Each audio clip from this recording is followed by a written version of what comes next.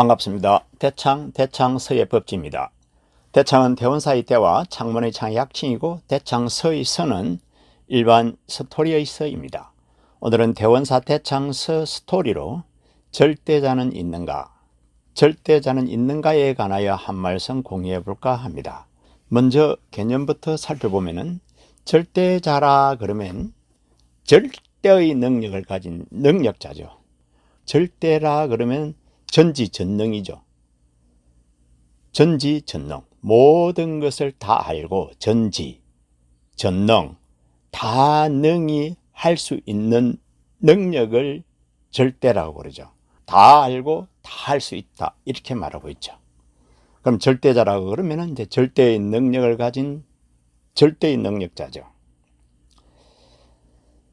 우리가 믿고 있는 부처님, 다른 종교에서 말하는 신, 이와 같은 분을 절대자라 그럽니까? 그러면은 절대자는 있습니까? 아니면 신은 있습니까? 신이 없습니까? 물론 절대자의 입장에서 볼 적에는 또 있기도 하고 없기도 할 수 있습니다. 또 우리 불교의 입장, 다른 종교의 입장은 또 다 다릅니다. 그러나 그냥 보편적으로 한번 생각해 봅니다. 일단 우리 불교에서 부처님은 신입니까? 신이 아닙니까?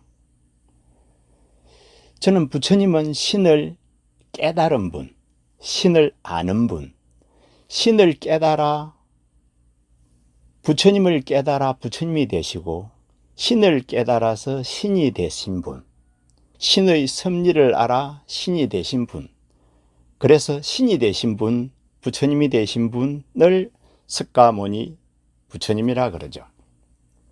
우리가 절대자, 이 절대를 가지고 한번 생각을 해보면 이렇습니다.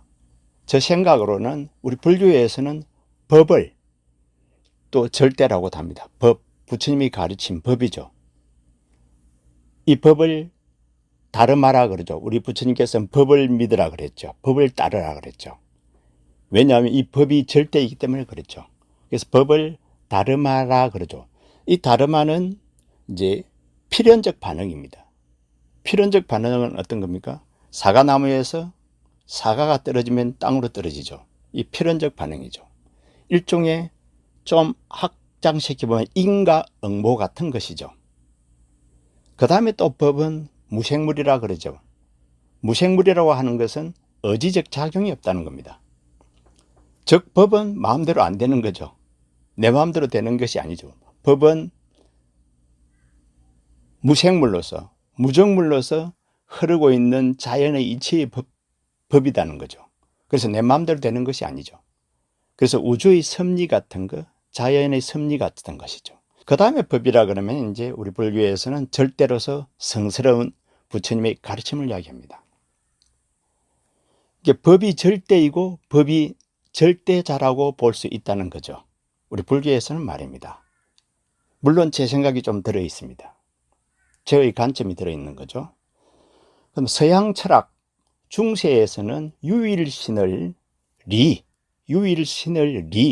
진리하는 이것을 로고스라고 하죠. 로고스가 절대다, 절대자이다고 이제 중세부터 이와 같은 철학 개념이 생겨났죠. 이게 리가, 그 로고스가 유일신이 중세부터서 하느님의 섭리 같은 것이다. 우주의 섭리 같은 것이라는 거죠.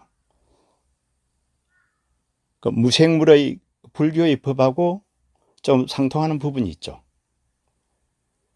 우리가 진리의 속성이라 그러면 절대성, 보편성, 불변성을 가지죠.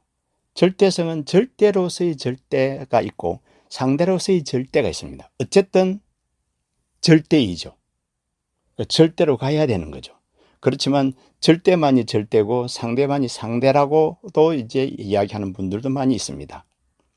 근데 저는 그냥 절대로서의 절대, 상대로서의 그 상대가 절대이다는 거죠.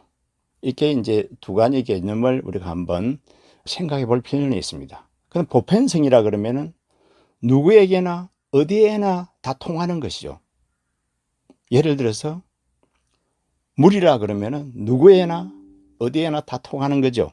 인간이라면은 물은 어디에나 누구에게나 통하는 겁니다. 다 필요한 거죠. 이게 보편성이죠. 불변성이라 그러면은 변함이 없는 거죠. 어제, 옛날에, 요즘에나 다 통한다는 거죠. 맞다는 거죠. 어제, 옛날에도 맞았고 요즘에도 맞았다는 것이죠. 이게 불변한다는 거죠. 다 불변하면서 통한다는 거죠. 상식이 아니라는 거죠. 상식은 여기에는 맞고 저기에는 안 맞을 수 있습니다. 우리나라에서는 우측 통행인데 일본에서는 좌측 통행, 이와 같은 것이 상식일 수가 있습니다. 이건 변하는 거죠. 보편성을 가지고 있지 않죠. 어쨌든 서양 철학에서의 로고스, 그러니까 리가 절대이고 절대자이다. 이것은 하느님의 섭리, 우주의 섭리를 이제 이야기한다는 거죠. 이것이 절대라고 이제 이야기를 합니다.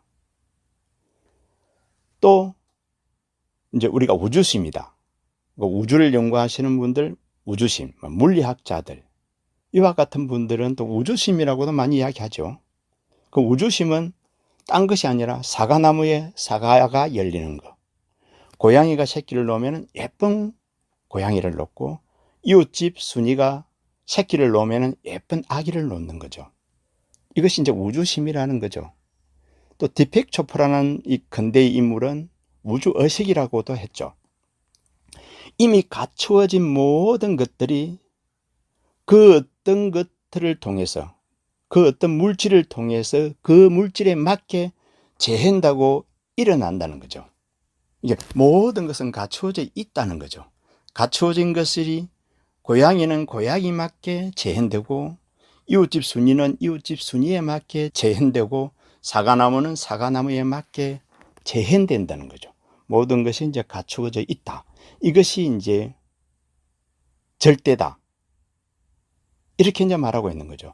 그래서 종합 정리를 해보면은 법은 어쩌면은 리하고 비슷하고, 리는 우주심하고 비슷하고 우주의식하고 다 비슷하다는 거죠.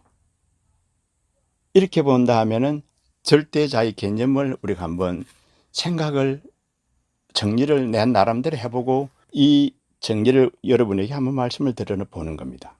그 다음에 또 하나, 절대자는 있는가에 대해서 생각해보면 저는 이렇게 생각합니다.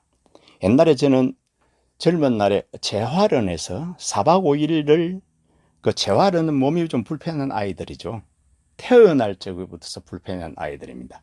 이 아이들과 같이 청소도 하고 빨래도 해주고 목욕도 이렇게 좀 씻겨주고 그러면서 4박 5일을 지냈습니다.